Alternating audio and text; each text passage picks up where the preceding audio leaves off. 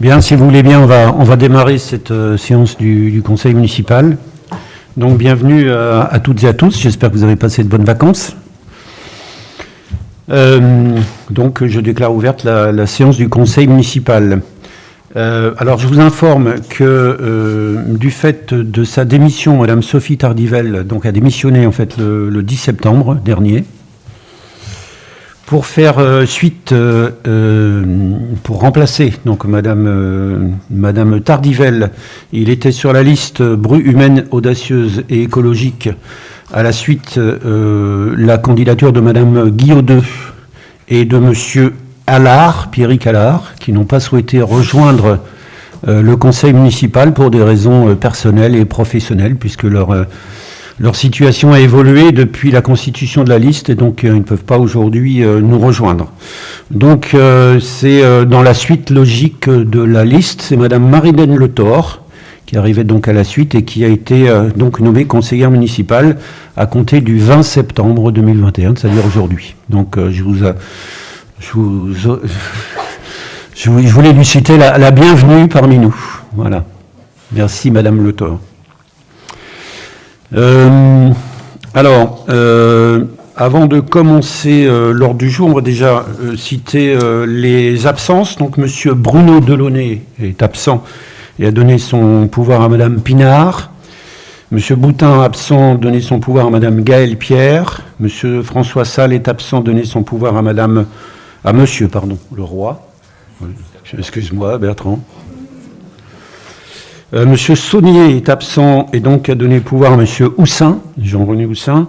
Madame Le Russard est absente et a donné son pouvoir à Madame Brien. Monsieur Degré est absent et donne son pouvoir à Monsieur Roulet. Et enfin, Monsieur Athanase est également absent et donne son pouvoir à Madame Brien. Je signale quand même qu'on est encore sous la possibilité d'avoir 2 pouvoirs. Donc c'est encore le cas aujourd'hui. Donc Madame Brien a 2 pouvoirs aujourd'hui. Voilà, comme c'est prévu. Voilà. Bien. On nomme comme habituellement un secrétaire de séance, donc je vous propose la candidature de M. Salio, comme Julien Salio, comme secrétaire de séance, pour ne pas changer.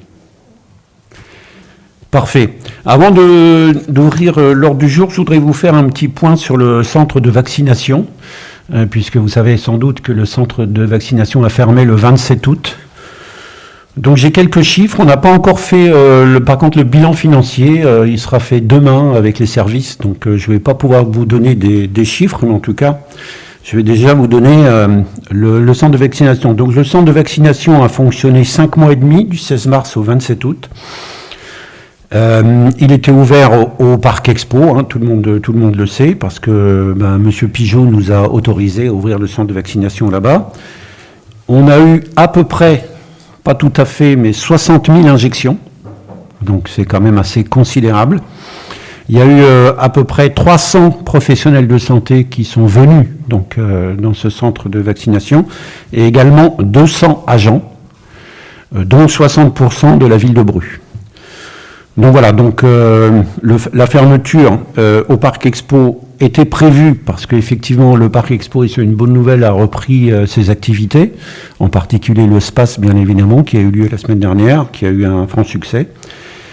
Et donc voilà, on a aujourd'hui le centre est remplacé entre guillemets par 2 centres de vaccination, un qui s'est ouvert à Guichin, à l'espace Galatée, et qui est en fait qui a été ouvert par la communauté de communes de Guichin, et puis également l'HAD qui a ouvert un centre de vaccination au centre Alma. Donc voilà, donc ce sont les 2 centres qui sont venus suppléer, je dirais, le centre de vaccination de Bru. Voilà, et je dois vous signaler également qu'il y a 80% des personnes en Bretagne qui ont été vaccinées. Donc 80% des habitants ont été vaccinés, ont reçu au moins une dose. Donc c'est quand même assez énorme. On est dans les premières régions au niveau de la vaccination. Voilà, et puis j'en profite aussi pour remercier évidemment tous les agents qui se sont impliqués dans ce centre de vaccination. Isabelle Rouillet en premier, parce que c'est vrai qu'elle était très très prise par ce centre de vaccination, mais pas qu'elle. Tous les services ont participé. Et donc j'en profite également pour remercier les agents des municipalités autour qui nous ont également rejoints pour faire fonctionner ce centre de vaccination. C'était une grande aventure, une belle aventure. Et je pense que tous, on peut être fiers du travail accompli. Voilà, je vais maintenant procéder à l'ordre du jour du conseil municipal. Et donc la première délibération concerne l'approbation du compte-rendu du conseil municipal qui a eu lieu le 28 juin 2021. C'est vrai que ça fait déjà un petit peu loin. Donc je voulais savoir si vous aviez des questions par rapport à ce compte-rendu. Pas de questions? Non? Donc je passe au vote. Est-ce qu'il y a des oppositions à ce compte-rendu? Des abstentions? Donc le compte-rendu est adopté, merci. Je vais passer maintenant la parole à Monsieur Leroy pour la deuxième délibération concernant les finances, décision modificative numéro 2 du budget principal. Oui, merci. Donc les crédits de la section d'investissement budgété en mars dernier vont être insuffisants en raison des travaux de rénovation du moulin du Bouel qui sont finalement plus coûteux que ce qui avait été prévu, un dépassement de l'ordre de 160 000 €. Et donc certains crédits, notamment concernant l'étanchéité de la cantine du Champ-l'Évêque, qui vont être finalement appliqués au chapitre 23 et non 21. Donc on a un budget, donc dans le tableau, vous voyez les travaux en cours qui augmentent de 240 000 €, donc les 160 000 et les 80 000 de l'étanchéité. Le chapitre 21 qui est réduit de 80 000 donc, et l'équilibre est fait par un emprunt de 160 000 €. Donc je vous demanderai de bien vouloir approuver la décision modificative numéro 2 de l'exercice 2021 sur le budget principal. Merci Bertrand. Est-ce qu'il y a des questions par rapport à cette délibération? Pas de questions? Très bien, on passe au vote. Qui s'oppose? Qui s'abstient? Décision adoptée, merci. Délibération numéro 3, Bertrand Leroy de nouveau pour les finances, renouvellement de l'adhésion à la mission de déléguer la protection des données mutualisées du CDG 35. Oui, donc la ville a adhéré en 2018 au service délégué de la protection des données du centre de gestion d'Ille-et-Vilaine. La convention donc arrive à son terme cette année et convient donc de la renouveler. Le règlement européen sur la protection des données à caractère personnel qui est entré en vigueur le 25 mai 2018 impose à tous les organismes publics la désignation d'un délégué à la protection des données. Le délégué est en charge de plusieurs missions de contrôle, d'information, de conseil, une obligation de contact et de coopération avec la CNIL. Donc la fonction de délégué à la protection des données peut être exercée sur la base d'un contrat de service conclu avec un organisme indépendant de l'organisme du responsable du traitement. Pour permettre aux collectivités territoriales et établissements publics de se mettre en conformité, le centre de gestion d'Ille-et-Vilaine a mis en place ce service mutualisé. Le coût est de 1 800 € par an et est conclu jusqu'au 31 décembre 2026. Les modalités d'adhésion à ce service sont précisées dans la convention en annexe qui vous a été fournie. Je vous demanderai de bien vouloir approuver les termes de la convention de renouvellement d'adhésion à la mission de délégué à la protection des données mutualisées du CDG 35 et d'autoriser Monsieur le maire à signer cette convention et tous les documents nécessaires à l'exécution de cette affaire. Merci Monsieur Leroy. Est-ce qu'il y a des questions par rapport à cette délibération? Pas de questions? Très bien, on passe au vote. Qui est contre? Qui s'abstient? Donc délibération adoptée à l'unanimité, merci. Délibération numéro 4. Donc toujours les finances, modification de l'attribution d'un fonds de concours à Rennes Métropole pour l'opération de requalification du centre-ville. Monsieur Leroy. Oui, alors donc une délibération un peu plus compliquée. Donc vu l'article 251 de la loi donc 2020-1721 de finances pour 2021, supprimant le dispositif dérogatoire de récupération du FCTVA sur les versements de fonds de concours entre les collectivités sur les opérations effectuées sur le domaine public routier à compter du 1er janvier 2021.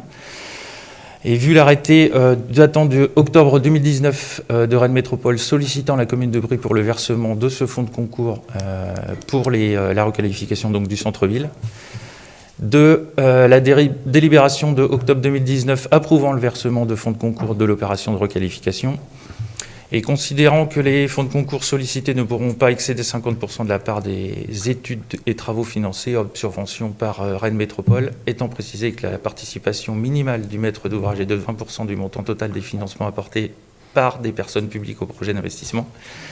Donc, dans le cadre de l'opération de requalification du centre-ville de la commune de Bru, suite à l'arrêté de Rennes Métropole A19-1076 du 8 octobre 2019 et par délibération de la commune numéro 6 d'octobre 2019, la commune de Bru a approuvé le versement du fonds de concours à Rennes Métropole estimé à 1 592 000 € TTC, correspondant donc à 25,6% du montant de l'opération restant à la charge de Rennes Métropole, donc un peu moins de 6 millions d'euros. Donc, conformément aux dispositions de l'article L1615-2 alinéa 5 du CGCT, la commune pouvait jusque-là récupérer le FCTVA sur les versements de fonds de concours relatifs aux opérations réalisées sur le domaine public routier. Cependant, en raison de la mise en place de l'automatisation de récupération du FCTVA par l'article 251 de la loi 2020-17-21 de finances pour 2021, le dispositif dérogatoire de récupération du FCTVA prévu à l'article L1615-2 alinéa 5 du CGCT évoqué ci-dessous a été supprimé. Par conséquent, la commune ne pouvant désormais plus récupérer le FCTVA sur les versements de fonds de concours effectués à compter du 1er janvier 2021, il convient que les prochains versements effectués par la commune soient établis sur les montants hors taxes. De la même façon, le montant définitif du fonds de concours sera déterminé en appliquant le taux de financement indiqué ci-dessous au montant hors taxes définitif de l'opération, diminué des éventuelles participations déjà reçues. Donc, plusieurs acomptes de fonds de concours ont déjà été demandés pour les années précédentes selon l'échéancier suivant. Donc, en 2019, 730 000 € et en 2020, 431 000 €, soit un total de 1 161 000 €. L'acompte de 2020 n'ayant toutefois pas pu être réglé avant le 1er janvier 2021, la commune ne pourra donc pas récupérer le FCTVA sur cette dépense. Il convient donc que Rennes Métropole rembourse le trop perçu de 71 833,33 € à la commune.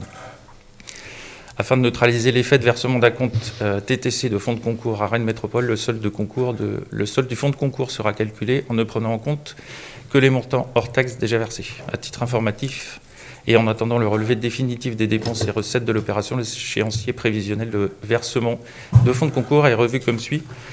Donc en 2019, 608 000 €, 333,33. En 2020, 359 166,67 € et également en 2021.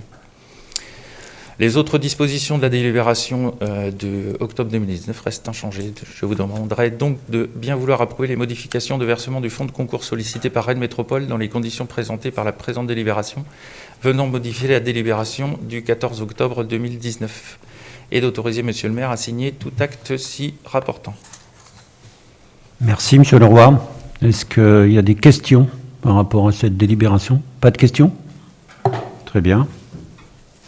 Je passe au vote. Qui est contre? Qui s'abstient? Délibération adoptée à l'unanimité. Merci. Délibération numéro 5, finance toujours. Demande de subvention à restructuration du terrain de football en herbe B au stade Siméon-Béliard. Donc, dans le cadre du marché de la restructuration du terrain de football, une consultation a été lancée selon une procédure adaptée, ouverte, soumise aux dispositions des articles L2123-1 et R2123-1, premier code de la commande publique. Suite à la présentation de l'analyse des offres le 8 juillet 2021, l'offre de la société Sparfel a été retenue avec la prestation supplémentaire éventuelle numéro 2 pour un montant total de 121 598,33 € TTC. La Fédération française de football subventionne différents projets selon les critères que vous voyez devant vous. Donc, les travaux du terrain B du stade Simon-Béliard peuvent être éligibles et les modalités de financement envisagées sont donc les suivantes. Le montant hors taxe étant de 101 332 €. Le budget de la ville est sollicité à 90 332 € et une subvention donc est sollicitée pour 11 000 €. Il est proposé au conseil municipal de solliciter l'octroi des aides financières éventuelles afférentes au projet auprès de la Fédération française de football. Très bien, merci. Est-ce qu'il y a des questions par rapport à cette délibération? Pas de questions? Très bien, on passe au vote. Qui est contre? Qui s'abstient? Délibération adoptée à l'unanimité, merci. Finance toujours, Bertrand Leroy, créance éteinte. Donc, par courrier du 8 janvier 2020, le Centre des finances publiques de Chartres-de-Bretagne a adressé à la ville de Bru un état de présentation des créances éteintes de titres de recettes de la commune de Bru pour un montant de 2 185 € suite à une clôture pour insuffisance d'actifs suite à une liquidation judiciaire. Donc, je vous demanderai de bien vouloir constater l'extinction de ces créances pour un montant total de 2 185 € et d'acter la dépense de ce même montant et de le mandater au compte 6542 créances éteintes. Merci. Est-ce qu'il y a des questions ? Pas de questions ? Donc on passe au vote. Qui est contre ? Qui s'abstient ? Délibération adoptée à l'unanimité, merci. Finance encore. Donc il s'agit de la taxe foncière sur les propriétés bâties et la limitation de l'exonération de 2 ans en faveur des constructions nouvelles à usage d'habitation. Monsieur Leroy. Le maire de la ville de Bru expose les dispositions de l'article 1383 du Code général des impôts permettant au conseil municipal de limiter l'exonération de 2 ans de taxes foncières sur les propriétés bâties en faveur des constructions nouvelles, addition de construction, reconstruction et conversion de bâtiments ruraux en logements, en ce qui concerne les immeubles à usage d'habitation. Il précise que la délibération peut toutefois limiter ces exonérations uniquement pour ceux de ces immeubles qui ne sont pas financés au moyen de prêts d'État, prévus aux articles L301-1 et suivants du Code de la construction de l'habitation ou des prêts visés par l'article R331-63 du même code. La ville de Bru a délibéré en 1997 pour supprimer l'exonération de 2 ans de taxes foncières sur les propriétés bâties en fonction de ces constructions nouvelles, addition de construction, reconstruction et conversion de bâtiments ruraux en logement, pour tous les immeubles à usage d'habitation. La réforme de la taxe d'habitation prévue en loi de finances de l'année dernière a apporté des modifications à ce dispositif d'exonération temporaire. Avant la réforme, l'exonération s'appliquait d'office sur la part départementale de la taxe foncière sur la propriété bâtie. Donc pour permettre aux contribuables de continuer de bénéficier de l'exonération sur l'ancienne part départementale de taxe foncière transférée à la commune, le législateur a fixé une exonération minimum de 40% sur l'ensemble de la nouvelle part communale de taxe foncière. Donc il comprend l'ancienne part communale et l'ancienne part départementale. La commune doit donc délibérer à nouveau pour fixer ce taux d'exonération à 40, par tranche de 10% à partir de 40% jusqu'à 90%. L'absence de délibération avant le 1er octobre 2021 aurait eu pour conséquence de porter l'exonération à 100% à partir de 2022 et pour 2 années consécutives. Donc je vous demanderai de bien vouloir décider de limiter l'exonération de 2 ans de la taxe foncière sur les propriétés bâties en faveur des constructions nouvelles, addition de construction, reconstruction et conversion de bâtiments ruraux en logement à 50% de la base imposable en ce qui concerne les immeubles à usage d'habitation et de charger Monsieur le maire de notifier cette décision aux services préfectoraux. Merci. Est-ce qu'il y a des questions par rapport à cette... Monsieur Houssin ? Oui, en fait, nous allons bien évidemment voter cette délibération que vous nous proposez. Elle permet d'abord de maintenir le statu quo de la situation qui était celle de la commune depuis 1997. Mais cette délibération relative à la taxe foncière nous permet en tous les cas d'avoir l'occasion de partager un fort mécontentement de notre équipe et je pense de nombreux Brusois. Je pense qu'en ce moment, beaucoup d'entre nous reçoivent des avis d'imposition de la taxe foncière. Les propriétaires découvrent, avec surprise pour certains, je pense, une augmentation de 6,42%, ce que j'ai pu vérifier, en tous les cas ce matin. Parce que vous avez décidé de faire porter près de 12% d'augmentation de la taxe foncière sur la seule part communale. Au passage, on peut dire que merci au transfert de la part départementale de la taxe foncière, puisque cela vous permet d'afficher l'augmentation de 6,42%. Nous voulons partager ce mécontentement, notre mécontentement, celui des Brusois, qui, comme nous, ne comprennent toujours pas cette augmentation de la taxe foncière. D'autant plus que la perte de la dotation de solidarité urbaine n'est plus avérée, comme annoncé lors du premier conseil. Je rappelle que, si on se tient à quelques enquêtes dans le domaine, aujourd'hui, c'est une ville sur 10 qui a augmenté sa taxe foncière, et la moyenne est à 0,30%. Donc, je vous laisse faire le calcul de l'écart avec lequel on est. Alors, il y a peut-être des villes qui sont au-dessus de 6,42, mais en tous les cas, nous, si on n'est pas sur le podium, on n'en est pas très loin.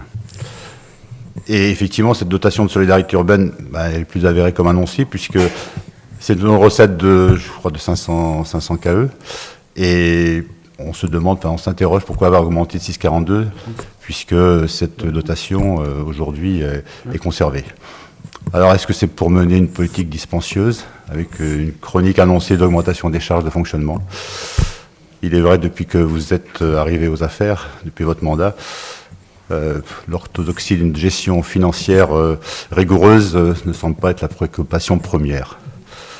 La dotation de solidarité urbaine a été confirmée pour la ville de Bru, en particulier en raison de la diminution du potentiel financier du revenu moyen par habitant. Dans ce contexte de maintien de la DSU, et alors que vous avez lancé la démarche budgétaire de 2022, nous vous demandons, Monsieur le maire, d'intégrer dans le budget 2022 une réduction de la taxe sur le foncier bâti, qui sera appréciée par de nombreux Brugeois. Merci. Merci, M. Houssin. Je vais tâcher de répondre et puis je demanderai aussi à M. Leroy d'apporter des compléments. Effectivement, nous avons choisi en début de mandat d'augmenter ces taxes. C'est pas de gaieté de cœur qu'on l'a fait, hein, croyez-le bien. Malheureusement, il faut bien se rendre à l'évidence que même si on ne perd pas la DSU, on risque de la perdre à tout moment, parce que c'est vrai que cette DSU, c'est vraiment un petit peu la loterie, entre guillemets, parce que c'est un classement des villes, et vous le savez très bien, par rapport à un certain nombre de critères. Et aujourd'hui, on n'est pas sûr de ne pas la perdre. On ne va pas la perdre dans l'immédiat, mais on risque de la perdre en cours de mandat. Donc voilà, donc quand vous dites qu'on ne fait pas une gestion prévisionnelle de la ville, si, au contraire, on le fait, en votant cette taxe foncière. Parce que, évidemment, nous sommes aussi redevables, bien sûr, de cette ville. Et ce qu'on veut éviter, c'est de la mettre en faillite, ou du moins d'augmenter la dette.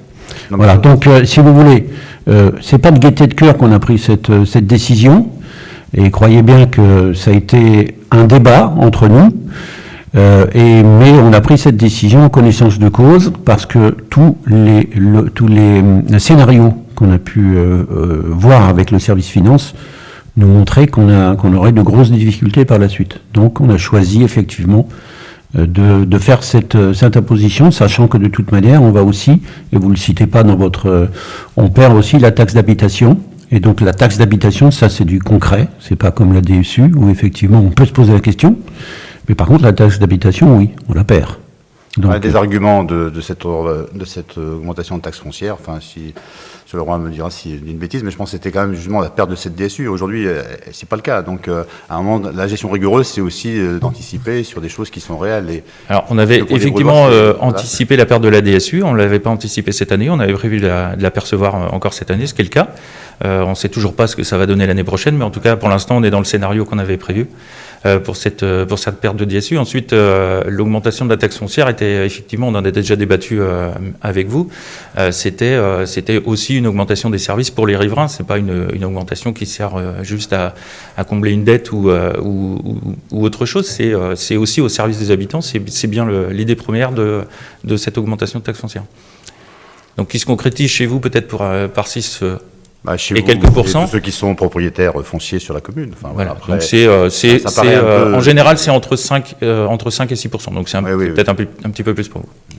Enfin, quand je dis pour moi, c'est pas moi personnellement. Je parle des gens que je rencontre au sein de la ville. Et voilà, c'est malgré tout regrettable puisque cette DSU est toujours confirmée. Donc je pense que pour le budget de 2022, ça serait opportun en tous les cas de réfléchir pour la nouvelle taxe foncière de 2022. On en parlera en 2022, mais pour l'instant, on est tout à fait dans le scénario qu'on avait prévu. Ah oui, mais c'est regrettable en tous les cas. Merci. Madame Chevalier ? Oui, juste pour noter, je ne prendrai pas part au vote. Très bien. Est-ce qu'il y a d'autres questions, d'autres remarques sur cette délibération ? Pas d'autres remarques. Donc je passe au vote. Qui est contre ? Qui s'abstient ? Proposition adoptée à l'unanimité, merci. Délibération numéro 8, on passe à l'aménagement. Convention de participation au coût des équipements de la ZAC du Verbuisson.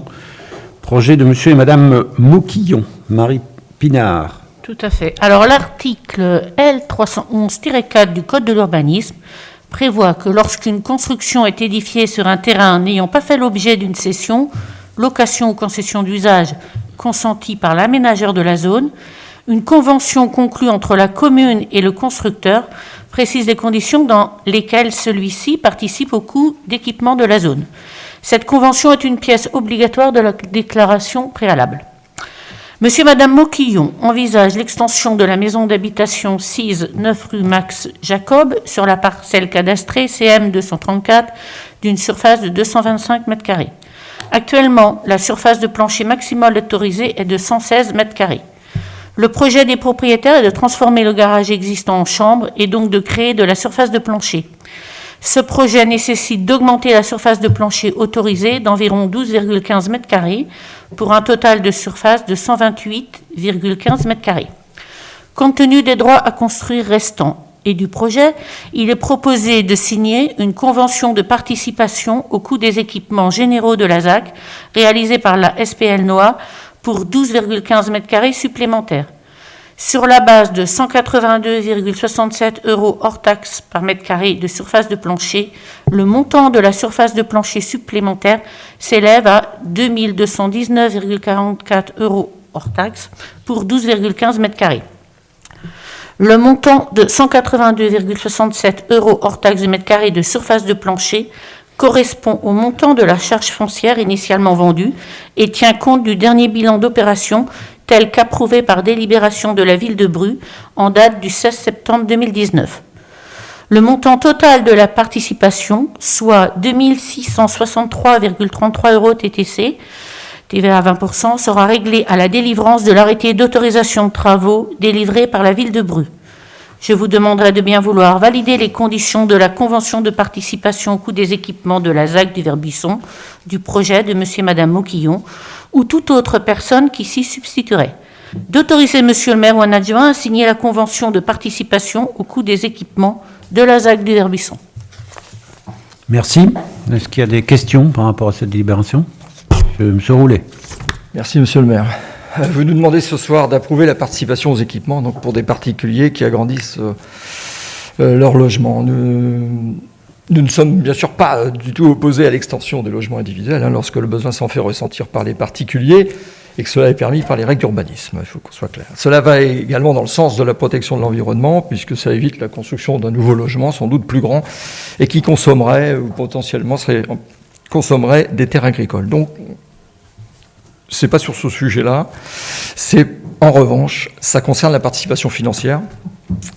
Vous nous demandez de valider un montant de 182,67 € hors taxe par mètre carré de surface de plancher. Alors que nous avons validé lors du Conseil de juin un montant de 125 € hors taxe pour les logements libres du projet de la Rabine. Donc là, il y a plusieurs questions. Pourquoi un tel écart de traitement ?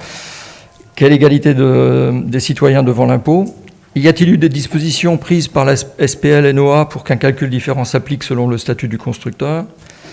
En septembre 2019, en conseil municipal, pour une opération identique, avec les mêmes références réglementaires que vous citez, Madame Pinard, pour une extension de 15 mètres carrés pour un particulier, il avait été référence pour le calcul de la participation à un montant actualisé du droit à construire à la SSCV Sopim Bretagne de 170,09 € hors taxe par mètre carré, à comparer aux 125 € pour le projet de la Rabine et aux 182,67 € demandés pour ces particuliers dans ces délibérations. Et puis je vais reprendre aussi le bilan que vous nous aviez fourni, le CRAC de 2019. Il n'y a pas d'élément dans ce que vous nous aviez fourni qui laisse à penser qu'il y ait des équipements supplémentaires, sauf à nous les annoncer là, d'ici la fin de la validation de la ZAC, dans les projets qui nous avaient été annoncés. Dans ce cas présent, et en appliquant donc les mêmes règles que celles que je viens de donner, l'économie serait d'environ 850 € pour monsieur et madame Moquillon. Ce n'est pas négligeable pour un particulier, mais c'est supportable pour la ville, alors que l'avantage qui a été accordé aux promoteurs du projet de la Rabine était supérieur à 200 000 €. Ne souhaitant pas engager la ville dans un risque de recours et devant ce qui semblait un non-respect de la règle de l'égalité de tous devant l'impôt, nous nous abstiendrons pour cette délibération, en rappelant bien sûr que nous ne sommes pas du tout opposés au projet d'extension de ces particuliers. Merci. Merci, M. Roulet. M. Joly ? D'accord, en tant que président de la SPL NOA.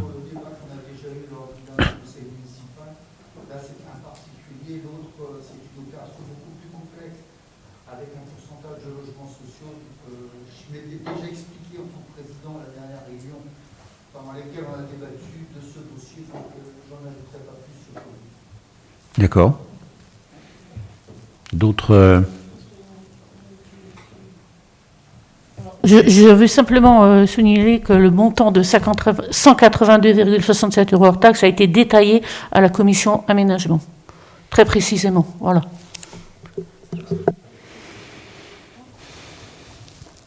Bien, merci. On prend acte que vous ne participerez pas à ce vote. Donc je passe au vote, du coup, pour cette délibération. Est-ce que... Qui est contre? Qui s'abstient? D'accord, donc avec les pouvoirs, ça fait 7 abstentions. Voilà, donc merci. La proposition est adoptée, moins 7 abstentions. Madame Pinard, délibération numéro 9, aménagement, convention d'occupation précaire du 43 avenue Jules Tricot, Carpe Diem, avenant numéro 2, mise à jour de l'occupant. Oui, là, il s'agit d'un changement de dénomination. Vu le changement de dénomination sociale de la SARL occupant le local communal situé au 43 avenue Jules Tricot, vu la demande de mise à jour de la convention par l'occupant, la société qui occupe le bâtiment communal situé au 43 avenue Jules Tricot, restaurant le Carpe Diem, a changé de dénomination sociale. La SARL CBA est remplacée par la SARL FAM. Le représentant de la SARL reste le même. Afin que cette modification puisse être prise en compte, la ville souhaite ajouter un avenant à la convention d'occupation précaire signée le 04-02-2019. Le reste de la convention, activité notamment, reste inchangé.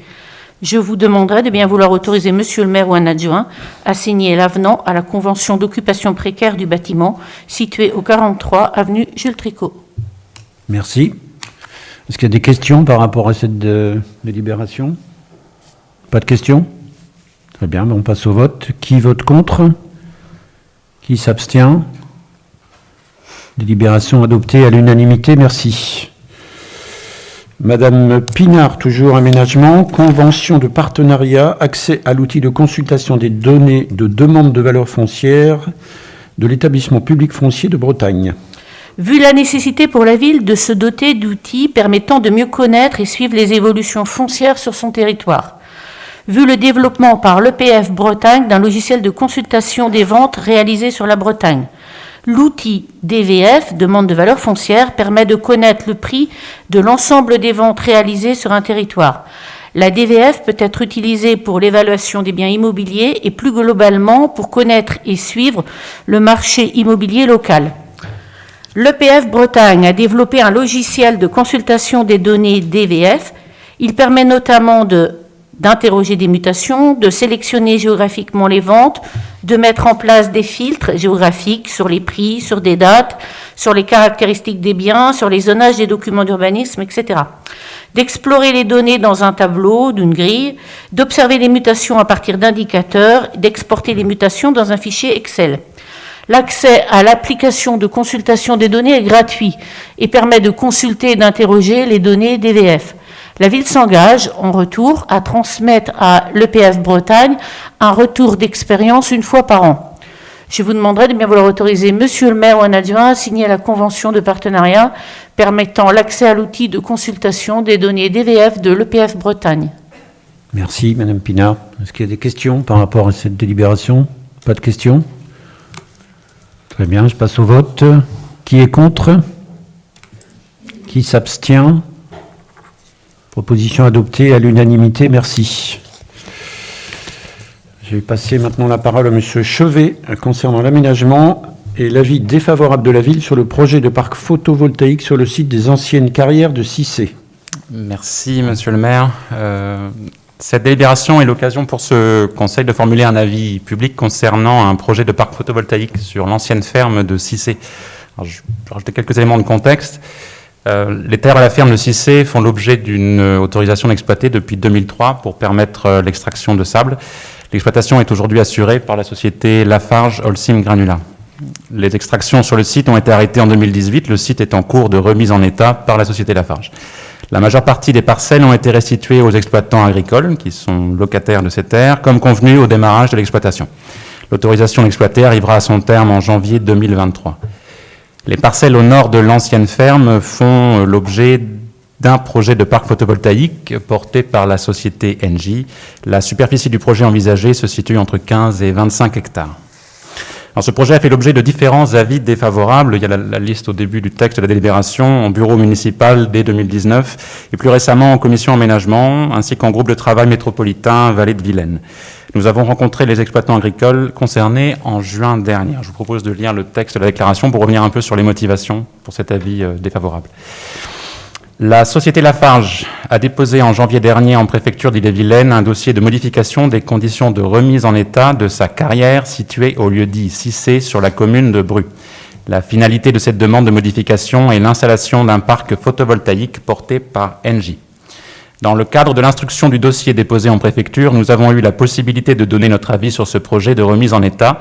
Suite à la présentation de ce dossier en commission aménagement le 10 juin, à l'avis défavorable émis par le groupe de travail de la Vallée de Vilaine de Rennes Métropole le 11 juin, puis à la rencontre avec les exploitants des parcelles faisant objet du projet le 15 juin, la ville a émis un avis défavorable sur ce dossier auprès de la société Lafarge le 2 juillet et d'Engie le 22 juillet 2021.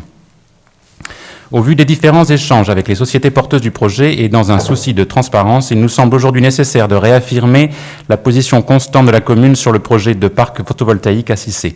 Il apparaît également important de rappeler que la commune est favorable au développement des énergies renouvelables, mais que celles-ci doivent respecter une sobriété foncière. Pour rappel, cet avis défavorable découle de plusieurs éléments. Le site de Cissé est identifié comme site stratégique dans le plan guide de la Vallée de Vilaine.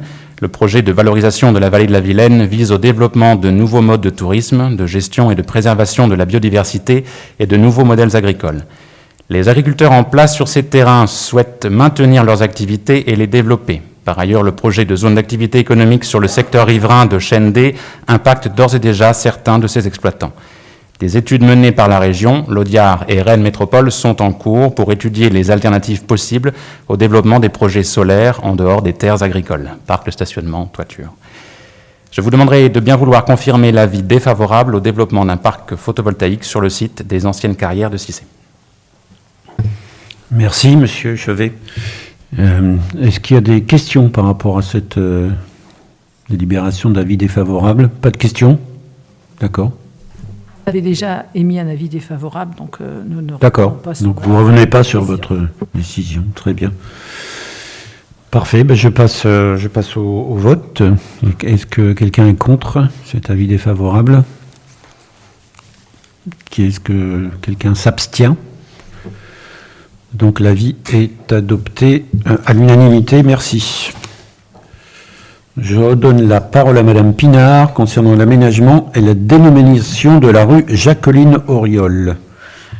Dans le cadre d'un projet de lotissement à la Croix-Madame, dans la ZAC de Kerlan, il convient de créer une nouvelle voie qui desservira les 11 terrains à bâtir autorisés le 30 11-2020 par le permis d'aménager numéro 035 047 20 00002 au profit de la CECIB.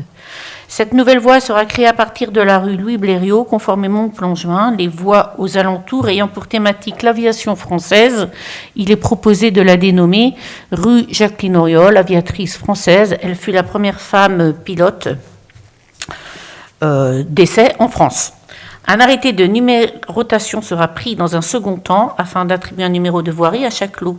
Je vous demanderai de bien vouloir approuver la proposition de création et de dénomination de cette nouvelle voie et d'autoriser Monsieur le maire ou un adjoint à signer tout document nécessaire à la création et à la dénomination de cette voie.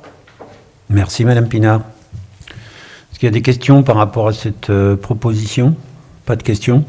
Donc ça nous donne l'occasion de saluer la mémoire de Madame Auriol. Excellente aviatrice de chasse. Merci. Donc je passe au vote. Est-ce qu'il y a des gens qui sont contre? Des gens qui s'abstiennent? Proposition adoptée. Merci. Je vais maintenant passer la parole à Monsieur Hervé concernant l'éducation et la désignation du représentant de la ville au sein de la SIC Nourrir l'avenir. La ville de Bru s'est engagée depuis plusieurs années dans un projet de restauration collective, bio, locale et fête maison. L'objectif est de nourrir les enfants brusois scolarisés avec des repas de très haute qualité pour des raisons éducatives et de santé publique, mais également parce que ce projet s'inscrit dans la chaîne vertueuse de la transition écologique. Par délibération en date du 26 avril 2021, la ville a décidé d'entrer au capital de la société coopérative d'intérêt collectif Nourrir Avenir, qui réunit différents acteurs autour d'une mission d'intérêt général, considérer la restauration collective comme un levier pour répondre à la crise écologique, sociale, économique et sanitaire. Pour la ville, cet engagement permettra d'offrir une visibilité et une reconnaissance à l'échelle nationale de son projet pionnier et exemplaire, mais également de poursuivre sa déclinaison au niveau des restaurants scolaires et de continuer à s'engager pour un projet plus global visant à placer l'alimentation au cœur de nos priorités. Compte tenu du retrait récent de la délégation de Madame Tardivelle, il convient de lui désigner un successeur au sein de la SIC. Je vous demanderai de bien vouloir approuver la désignation de Monsieur Jean-Baptiste Chevet comme nouveau représentant de la ville au sein de la SIC. Merci. Est-ce qu'il y a des questions par rapport à cette proposition? Pas de questions. Donc, j'en profite pour féliciter la restauration scolaire qui a obtenu le prix Excellence d'EcoCert grâce au travail depuis 10 ans qui est mené. Donc, et c'est vrai que ce prix Excellence n'est pas donné à tout le monde et que la cuisine centrale de Bru est la seule en France, peut-être même en Europe, à obtenir ce prix d'excellence parce qu'on est en 100% bio, local et fait maison. Donc voilà, donc c'était quand même un événement important qui a eu lieu la semaine dernière, avec la remise officielle de ce prix d'excellence. Donc on peut que s'en féliciter et le faire savoir autour de nous. Merci. Donc je passe au vote pour cette proposition. Est-ce qu'il y a des gens qui s'opposent à la nomination de M. Chevet? Est-ce qu'il y a des abstentions? Très bien. Proposition adoptée. Merci.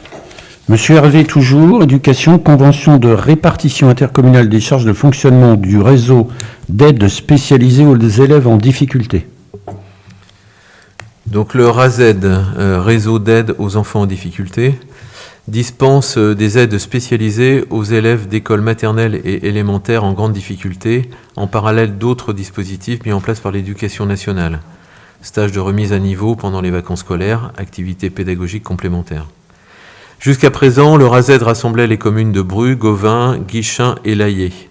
Sa gestion financière était assurée par la ville de Guichen et chaque commune participait au prorata du nombre d'enfants scolarisés sur son territoire. Suite à un redécoupage opéré par l'Éducation nationale, un nouveau réseau a été défini entre les communes de Bru, Orgères, Bourg-Barré et Saint-Herblon. Il y a donc lieu de définir les nouvelles modalités de financement du RASED. Je vous demanderai de bien vouloir autoriser Monsieur le maire à signer la nouvelle convention de répartition intercommunale des charges de fonctionnement du réseau d'aide aux enfants en difficulté proposé par la ville d'Orgères. Merci. Est-ce qu'il y a des questions? Madame Brien? Ce n'est pas une question, nous voterons bien évidemment la délibération. Juste une petite précision, avez-vous eu la réponse pour le bureau que devrait occuper sur Bru l'enseignante spécialisée? Oui, ça a même été noté dans le compte-rendu de la commission. Donc ça a été confirmé qu'en fait, il y avait un bureau qui est déjà existant à l'école Jacques Prévert. D'accord. Et donc on n'aura pas d'investissement particulier. D'accord. Donc je réitère les remarques qu'on avait faites, Madame Lérussard et moi-même à la commission. On s'étonne du lieu choisi. C'est pas forcément je crois que c'était la salle des maîtres, s'il me semble bien. C'est pas forcément un lieu adéquat pour recevoir des enfants et mener des entretiens avec les enfants. Voilà. C'est peut-être pas la salle des maîtres, alors.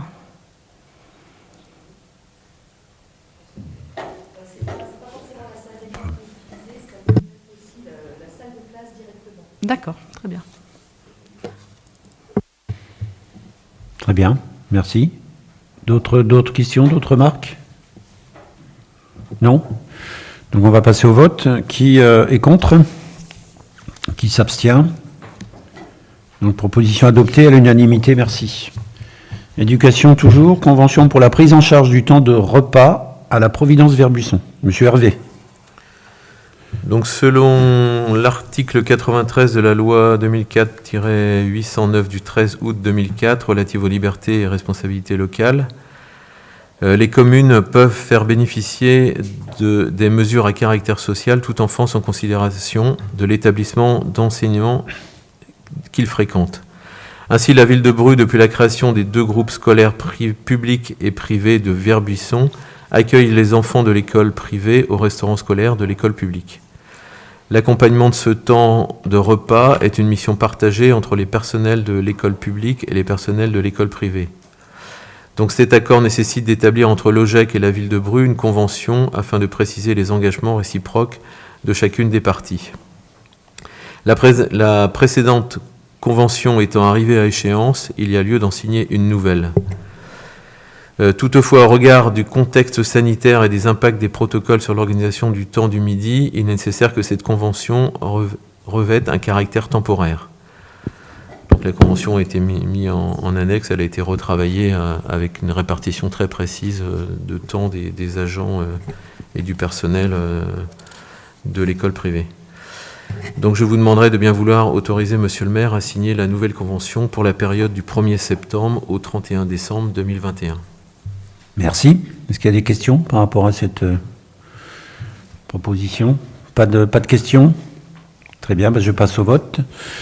Qui vote contre ? Qui s'abstient ? Proposition adoptée, merci.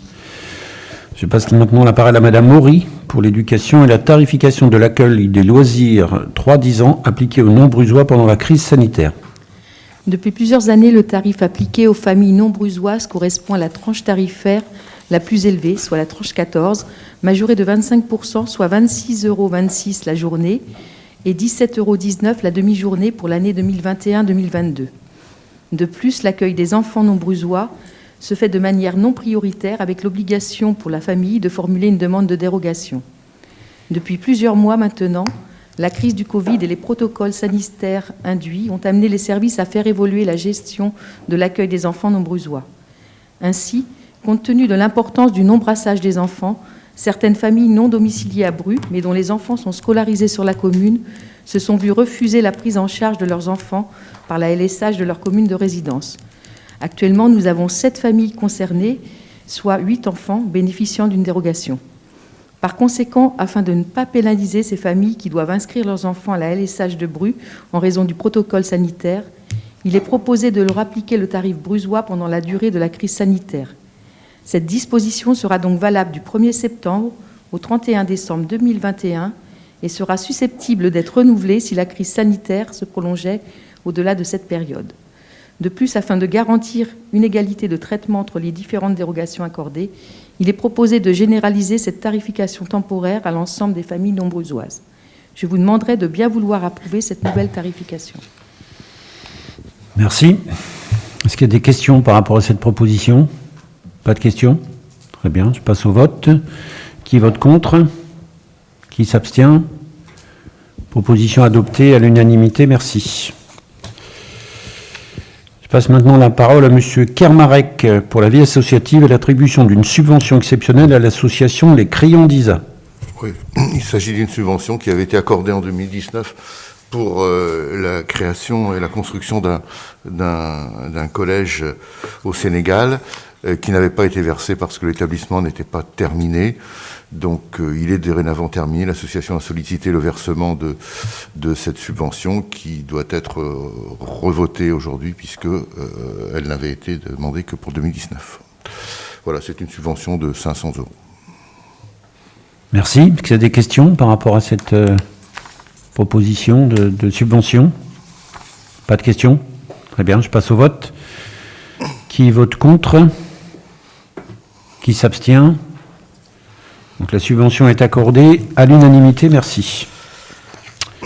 Monsieur Kermarek, toujours, vie associative, modification des statuts du syndicat intercommunal de la piscine de la Contrie.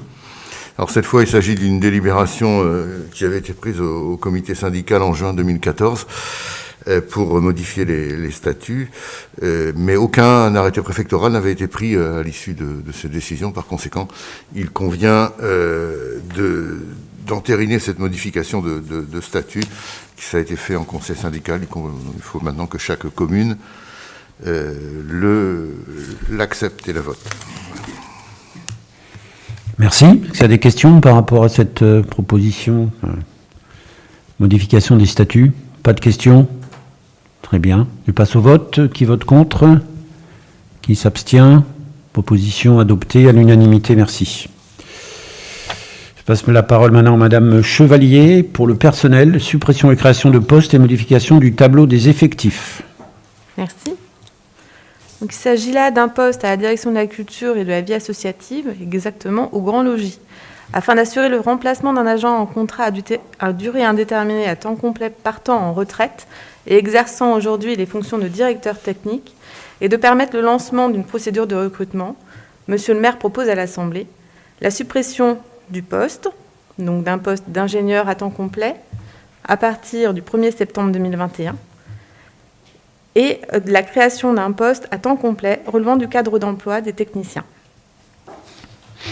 Je vous demanderai donc de bien vouloir adopter les propositions du maire, de modifier le tableau des emplois et d'inscrire au budget les crédits correspondants. Merci. Est-ce qu'il y a des questions par rapport à Non. Madame Brien? Nous voterons la délibération, bien sûr, et je réitère ma demande de tableau des effectifs, s'il Très vous bien. plaît. Oui, pour la Merci. prochaine commission, ça marche. C'est noté. Très bien. Donc je passe au vote. Il n'y a pas d'autres questions. Qui vote contre? Qui s'abstient? Donc la proposition est adoptée à l'unanimité. Merci. Madame Chevalier, toujours, personnel, vœux de la municipalité sur la santé au travail. Lors des rencontres des maires employeurs au dernier semestre 2021 dans les 18 intercommunalités d'Ille-et-Vilaine, des échanges ont eu lieu sur les difficultés rencontrées par le CDG 35 pour assurer le secrétariat des instances médicales et proposer un service de médecine du travail à la hauteur des sollicitations des collectivités. Dès octobre 2021, donc le mois prochain, a priori, le CDG 35 ne pourra plus réunir assez de médecins pour siéger dans les commissions de réforme qui statuent sur les dossiers médicaux des agents, pas les enfants. Les conséquences humaines et financières seront importantes pour les personnes et les collectivités employeuses. Afin de soutenir les initiatives du CDG 35 pour faire évoluer cette situation et apporter des solutions à court ou moyen terme, Monsieur le maire propose à l'Assemblée, sur la base de la note explicative annexée à la présente délibération, d'adopter le vœu suivant qui vise à solliciter une refonte du fonctionnement des instances médicales avec des actions de sensibilisation des médecins généralistes et experts pour y participer, un renforcement du statut des infirmiers et infirmières en santé au travail comme dans le secteur privé, un allègement des conditions de recrutement des médecins de prévention. Pour les instances médicales, il est demandé un allègement du nombre de membres présents et notamment de médecins pour les commissions de réforme, une revalorisation et une harmonisation des indemnités pour les médecins qui siègent dans les commissions de réforme des 3 fonctions publiques, une action de communication d'envergure menée par l'État auprès des médecins généralistes pour les inviter à siéger au sein des instances médicales, pour les expertises, des actions de communication et de formation des praticiens en partenariat avec l'Agence régionale de santé et les ordres départementaux des médecins. Pour la médecine de prévention, une adaptation du statut des infirmiers et infirmières de santé au travail pour qu'ils et elles puissent réaliser les visites d'embauche comme dans le secteur privé, permettre aux médecins qui exercent déjà et qui souhaitent se reconvertir ou diversifier leur activité d'exercer dans la prévention en facilitant le mode d'accès à cette spécialité. Une revalorisation de la grille salariale des médecins en santé au travail pour être plus en phase avec l'état du marché, rendre obligatoire un stage de 6 mois pour les internes en médecine dans un service de santé au travail. Je vous demanderai donc de bien vouloir adopter la proposition de vœu sur la santé au travail visant à solliciter une refonte du fonctionnement des instances médicales avec des actions de sensibilisation des médecins généralistes et experts pour y participer, un renforcement du statut des infirmiers et infirmières en santé du travail comme dans le secteur privé, et un allègement des conditions de recrutement des médecins de prévention. Merci. Est-ce qu'il y a des questions, Madame Brien? Alors, bien sûr, il est bien évident que nous regrettons également les difficultés rencontrées dans les services de médecine du travail et des difficultés qui sont liées en particulier au manque de médecins.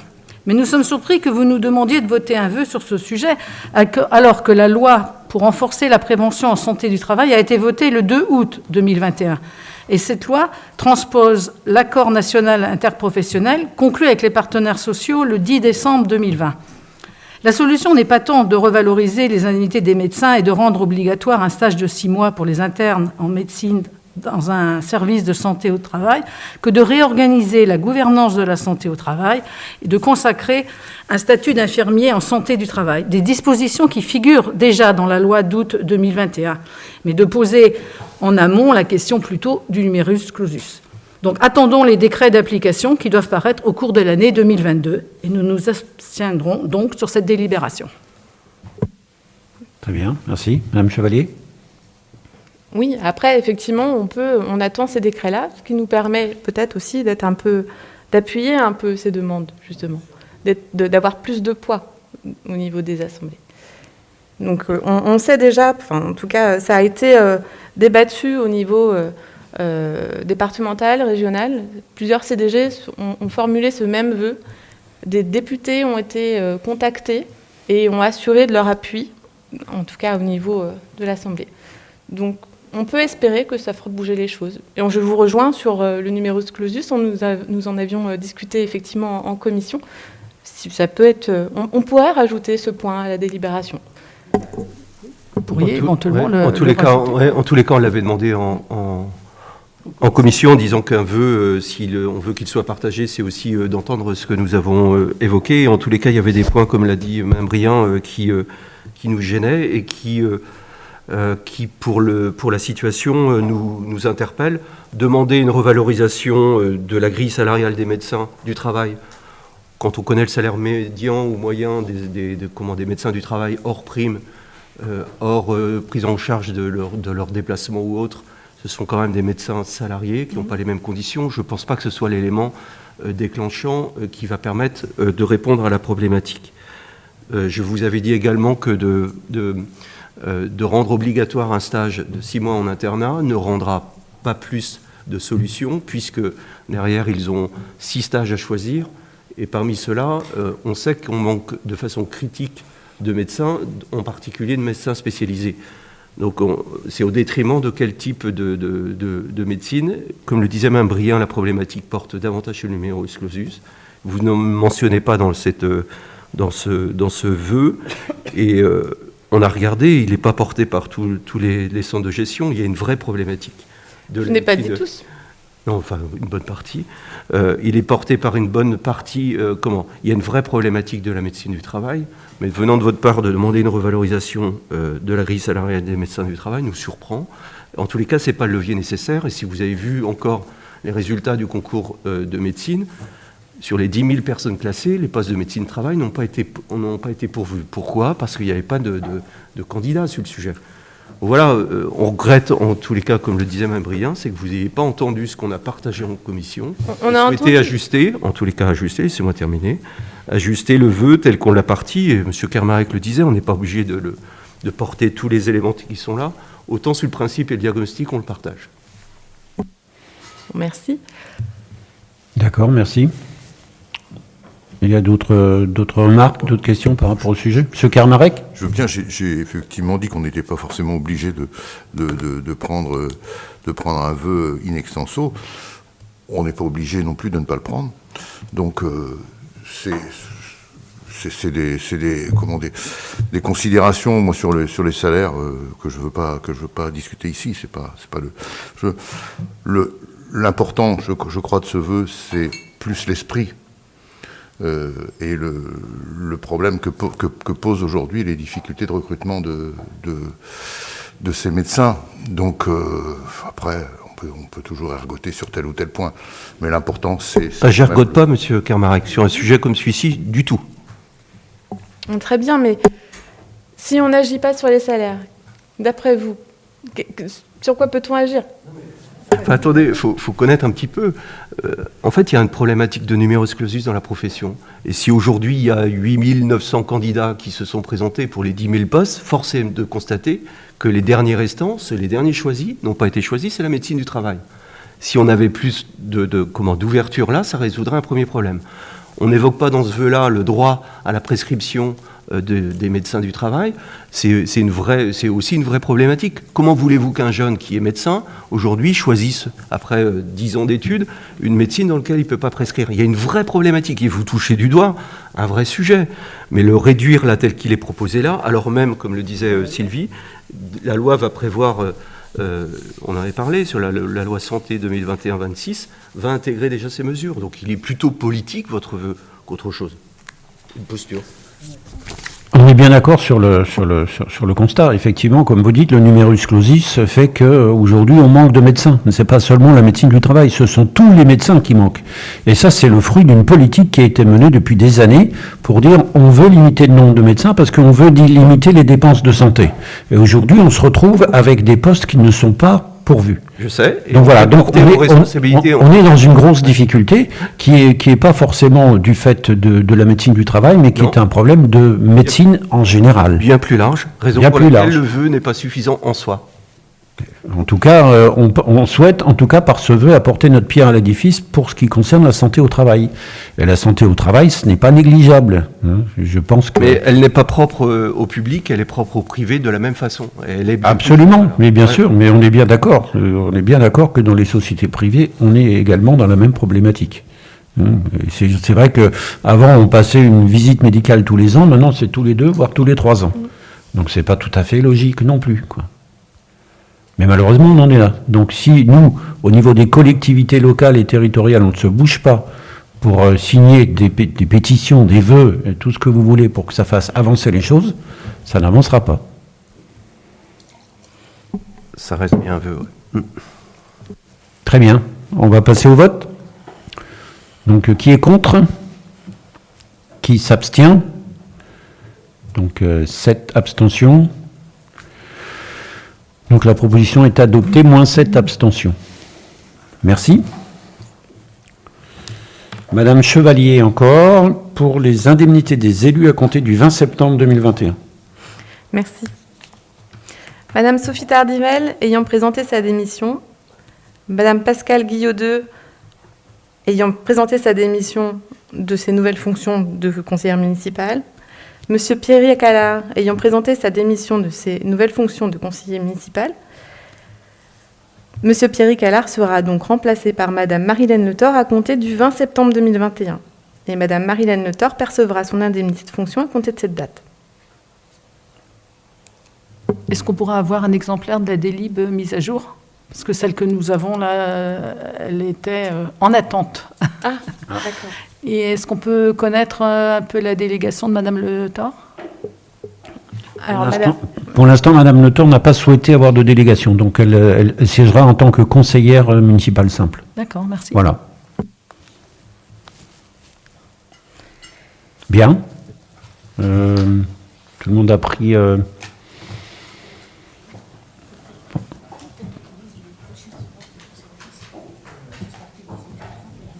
Ah oui, je vais le dire. Donc je mets cette proposition au vote déjà. Est-ce que quelqu'un est contre cette nouvelle grille des indemnités? Est-ce que quelqu'un s'abstient? Donc la proposition est adoptée. Merci. Je tiens, avant de clore la séance, de préciser que le prochain conseil municipal, donc celui d'octobre, aura lieu à 19h. On va reprendre les horaires classiques, de manière à ce que tout le monde puisse arriver. Voilà. Dans les temps. Pardon? Ah, c'était 19h30 avant. Ah. Voilà, on la remonte. Donc ce sera 19h si ça convient à tout le monde. Voilà, merci beaucoup. Bonne soirée à tous et à toutes.